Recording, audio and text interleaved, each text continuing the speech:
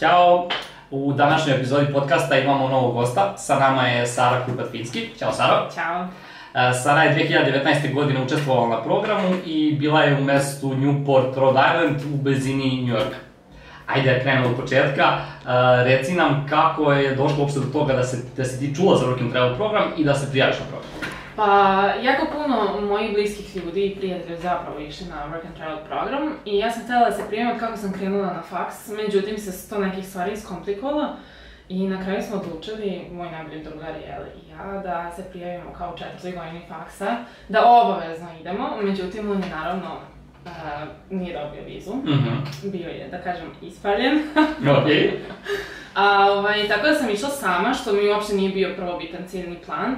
Tako da sam onako bila u početku malo nesigurna i bojažljiva i sve, nije mi se prosto išlo sama, tako daleko i na nepoznato mesto, pošto bukvalno nikoga nisam znala ko je tada putovao u Newport. I u suštini mi smo imali neki kao interni dogovor. Ja sam htjela jako da idem u Boston, on je jako hteo da ide na, ne znam, na Nantucket ili tako negde i onda smo našli nešto što je na pola puta, da. Kao ako budemo htjeli da idemo na Nantucket, ići ćemo nekim budićem ili nešto, ako hoćeš u Boston, ići ćemo u Boston. I onda smo se odlučili za Newport. Međutim, sam otišla sama. Okej, sad kažeš, planirala si, nije išlo po planu, većinom se tako u životu namesti. Reci mi, da li si uspjela pre odlaska u Ameriku uopšte da upoznaš nekog iz agencije ili bilo ko preko nekih mreža koji ide u Newport?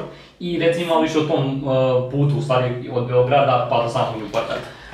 Upoznala sam ovde dosta ljudi zato što sam dolazila stalno na neke konferencije i to što ste vi imali.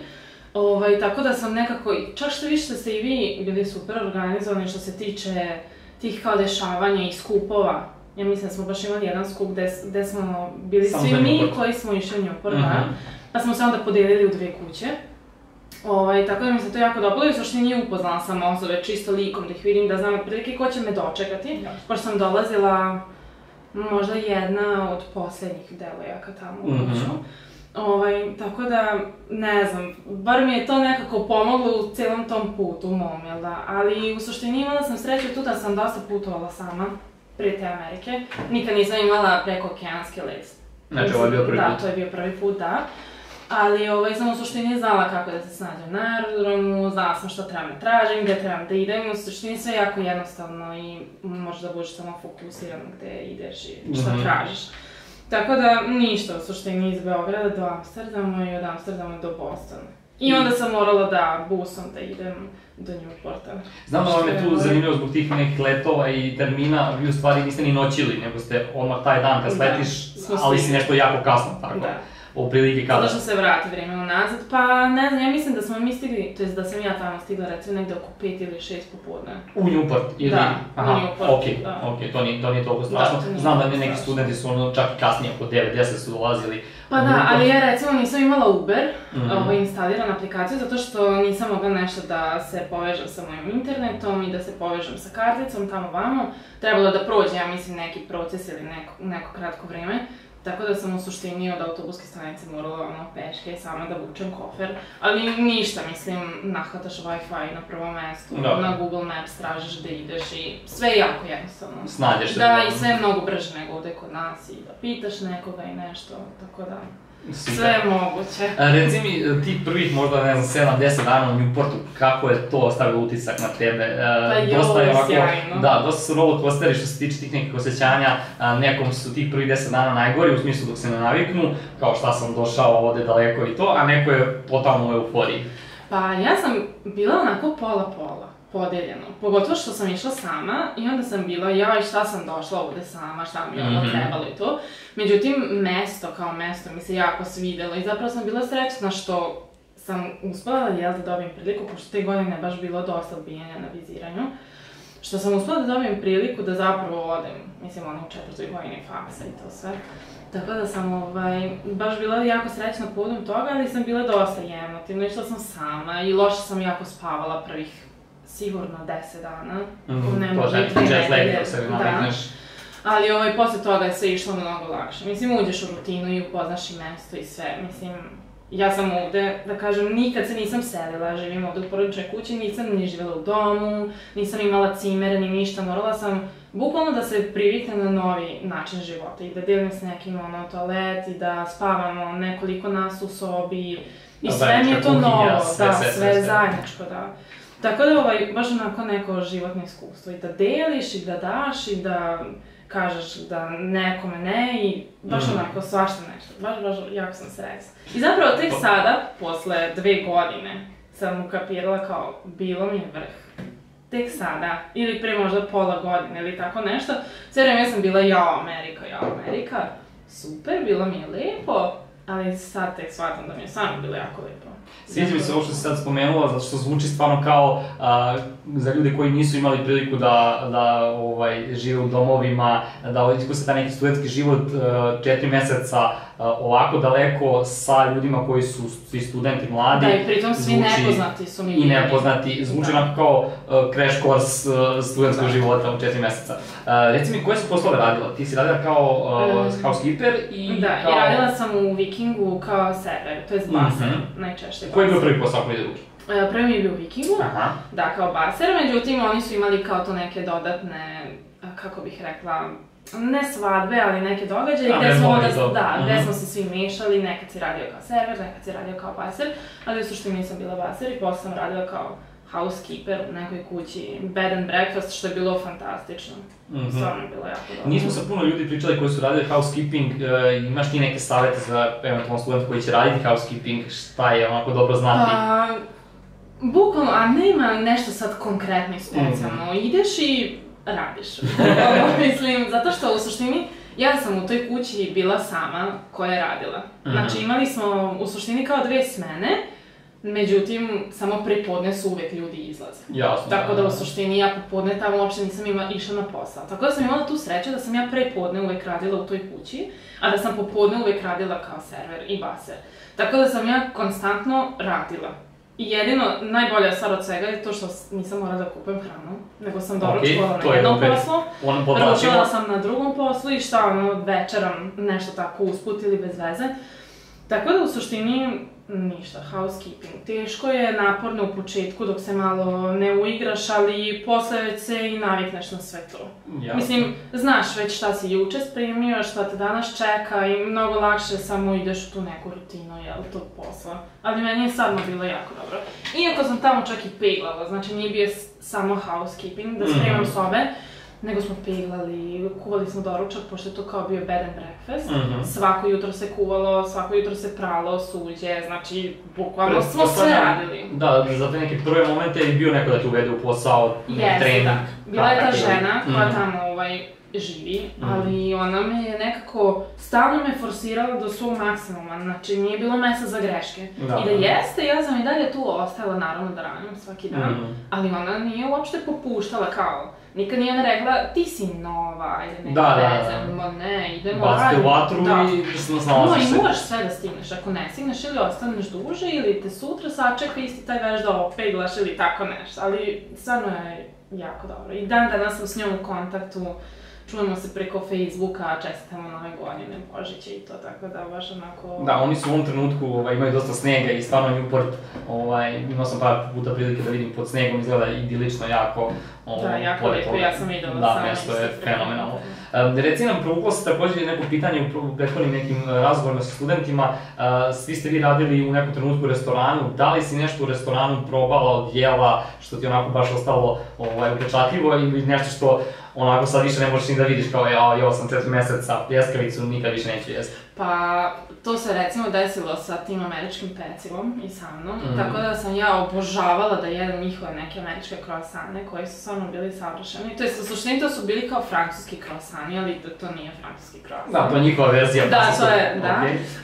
Tako da sam to, ja sam tamo jela šakom i kavom, znači, pogotovo u kuhinji, što sam radila, sve živo i burgere, sve smo probali što je bilo na meniju, mogli smo da jedemo, da, tako da, recimo neke, kao kuglice od krabe, to kod nas nema. Definitivno. Da, pogotovo što ja ne volim baš da jedem ribu i to, jela sam tamo lososa, ali te kuglice od krabe mi je savršeno, stvarno bilo nešto, tako da, svašta nešto i svašta sam jela i svašta sam probala i ne znam, to mi je baš ostalo onako kao američka hrana. Upečatljivo. Da, je stvarno samo tamo. Ovde kod nas nemaš to ništa se nađe. Sa strane shoppinga znamo da u Americi je dosta onako jednostavno, sve se može online kupiti, jako malo oni kupuju po buticima i to.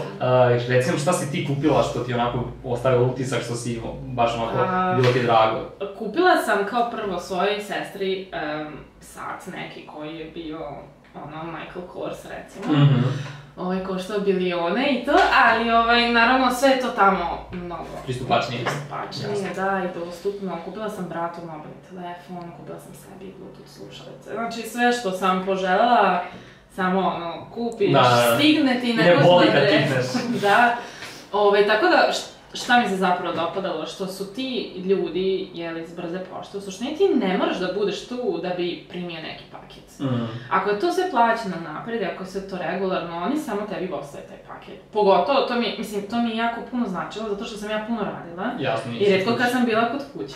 Tako da u suštini kad god dođe mene paket sačeka ili eventualno ako je neko iz kuće to onda prihvati, ali jako to se jednostavno ide. I čak i da imala sam neki problem zapravo sa poručivanjem, ali samo poziv, call center, oni to sve odmah rešavaju, šalju i poklon ako treba, samo da bude sve u redu. Da bude zadovoljna mušterija. Da, što znam da kod nas u Srbiji jako loše. Nažalost, još uvijek nismo na tom nivou. Da, rekla si ovo da ti stigne kući, sećam se i dok sam bio na programu, to je jedan od fenomenalnih stvari kada se vratite sa posla umorni, da vas dočeka tako nešto što ste kupili pre 2-3 dana, odmah zaboravite na umor, na sve živo. Reci mi, na čega si se možda najlakše navikla, na čega najteže dok si bila u Americi? Pa, dobro pitanje. Dosta mi je bilo u početku teško da se naviknem na sam rad. Mislim, radila sam ja i ovde, ali nikad nisam toliko baš radila. Tako da sam jako dugo u suštini bila umorna. I tek kad sam došla kući sam shvatila da sam se umorila na programu i to. Ali, ne znam, ili posao ili da živim sa drugim ljudima. Pošto stvarno je svako individua za sebe, mislim, svako ima i svoje navike i ostalo, ali to su neke dve stvari koje su mi onako... Najteže bave. Ali mislim da to sve samo ništa zaboraviš. Ok, da, sa svoje strane, za 4 meseca, zato je bilo najteže, da je to neki duži period, verovatno bi bilo malo lakše. Ali tamo se navikneš, odeš kući. Tako da, a šta mi je bilo najlakše? Pa ne znam. Na kraju isti taj odlazak na posao, koji mi je prvo bio jako težak, on mi je na kraju postao najlakši. U suštini ništa, kuvala sam i tako neke stvari. Mislim, i što ste pričali prethodno sa Sandrom, pošto smo nas dvije živele zajedno, ona je isto donekle bila neko kome, ajde, daj da doručkamo nešto, daj da ovo, daj da ono, pošto je ona... Malo te povukla. Da, malo me povukla i pogotovo što je ona, mislim u početku se nismo družile, a na kraju smo stvarno ostale ona najbolje da kažem. Da, tako da, A reci mi, ljudi su bili spominjali dosta taj moment Amerikanaca i kulture da su jako hello, how are you, smeju se, kako si se na to navikla? Da se svaki dan, iako ti se možda ne smeje, iako nisi raspoložena na poslu kad dođeš mora da bude. Da, to kod njih mora da bude na visokom nivou i to mi je zapravo isto, sad kad si ti tek spomenuo, pošto ja nisam generalno takva osoba, mislim ja ovde... Malo nas je ovde, nemamo takvu kulturu. Da, malo nas je, da, prosto ne javljaš se nepoznatom čoveku na ulici, dok je tamo to skroz ako se šetate u recimo 6 ujutru sami na ulici, sigurno će ti se javiti. Pošto si jedini, tu u tom momentu. Ali dobro, mislim, i to je isto stvar navike. Prosto shvatiš da je to potreba. Prosto moraš to. Čak i da ti se ne znam šta ruši dan, to što ti kažeš. Prosto moraš da dođeš na taj posao i da budeš super, zato što su tamo ljudi tako navikli. Moraš da budeš vesel da bi uslužio gosta, da bi ti ostavio bakšiš, da pokažeš da je dobro što je došao na to mesto, tako da u suštini to svi očekuju od tebe. Da, možda čak i iznenadiš sebe kad shvatiš koliko možeš i ako ti se ne smeješ se i završi smenu i kao čovječe, pomogao sam da se smijem. Znači da verovatno možemo i ovde, ali nemamo taj mentalitet. Čak i da se obraduješ nekome u tom momentu kao hej, ćao, kreneš se i ne moraš da imaš više osmeh, ali prosto pred nekim je lepo, da, tako, pošto se i oni s tebi tako obraduje. Reci mi, prošlo je sada 2 godine od odlaska tamo, kako iz ove perspektive tebi deluje da je Work and Travel program uticao na tvoj život? Pa, jako pozitivno u svakom slučaju. Jako sam srećna što sam bila, mislim da mi to jedno jako lijepo i veliko životno iskustvo i jako mi je drago što sam uspela zapravo da odem. Tako da, ne znam, i upoznala sam mnogo ljudi sa kojima sam i dan danas u kontaktu. Drago mi je što i sa onima kojima nisam u kontaktu, opet se pratimo, vidimo se, vidim šta on radi, mogu da pošaljem neku poruku. Nisam ostala da kažeš u nekom lošem odnosu, da. Što se tiče, pa ne znam, finansijskih sredstava, uglavnom svi se vratimo s nekim cashom, tako da u suštini čak i da tamo nešto nisi kupio ili sebi priuštio, uvek možeš ovde. Putovala sam dosta posle Amerike, po Evropi, ali u Americi sam bila samo u New Yorku i u Bostonu i u tim okolnim mestima oko Newporta. Providence. Da, i okolo, da, ali nisam išla nigde daleko zato što sam bila sama. I to me smaralo i nije me ispunjavalo da sad ja putujem po svetu, sama, da vučem dva kofera. Tako da sam se u suštini vratila kući, pa ko veli, bit će prilike za nešto drugo. U Evropi si se klopila bez problema. Da, tako da u suštini sve stvarno pozitivno. Mislim, onako, jedno jako veliko iskustvo, s obzirom da imam 24 godine i da, tada 22 ili 23. Da. Tako da, kad pomislim, wow, 23 godine... Za samo 4 meseca mnogo toga ti se izdešavalo i mnogo toga si za kratak vremenski period uspela da... Naravno, i shvatiš koliko zapravo si samostalan. Ne treba ti niko i ne treba ti ništa i furaš svoj fazon i kad hoćeš da se družiš imaš s kime i ako nećeš da se družiš, odeš u svoju sobu ili odeš prošetaš sam ili prosto ne zavisiš ni od koga. Tako da to mislim da je jako dobra stvar. Super. Mislim da stvarno prilikom razgovora s tobom danas da smo izvukli tu jednu glavnu stvar da možete stvarno puno da iznenadite sebe i da ćete verovatno iznenaditi sebe kad vidite koliko možete i pod kakvim uslovima da radite, da živite i da izađete iz toga sa osmehom i da nastavite dalje. Sara, hvala ti na izdvojenom vremenu. Hvala vama na pozivu. Hvala svima, vidimo se sledeće nedelje. Ćao!